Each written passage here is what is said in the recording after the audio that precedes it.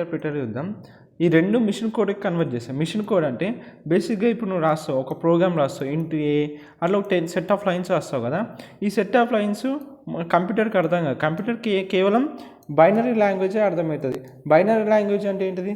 Set of zeros and once. So ఏదైతే source code ఉందో ఈ ఇంటర్ప్రిటర్ అయినా కంపైలర్ అయినా ఆబ్జెక్ట్ కోడ్లకు మారుస్తుంది. అంటే అప్పుడు కంప్యూటర్ అర్థం చేసుకొని టాస్క్ని చేస్తుంది.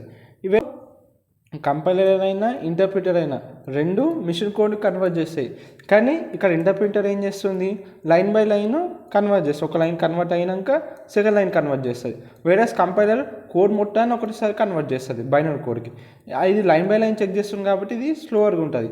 కానీ డీబగ్గింగ్కి ఇదే ఫ్లెక్సిబుల్, ఎందుకంటే లైన్ బై లైన్ కన్వర్ట్ చేస్తాం కాబట్టి ఒక ఎర్రర్ ఫైండ్ అనుకో అక్కడనే తెలిసిపోతుంది. ఇక్కడ మన కంపైలర్ అనేది ఎగ్జిక్యూషన్ ఫాస్టర్ ఉంటుంది. పైథాన్ ప్రోగ్రామింగ్ లాంగ్వేజ్ ఇంటర్ప్రిటర్ వాడుతుంది, సి లాంగ్వేజ్ కంపైలర్ వాడుతుంది.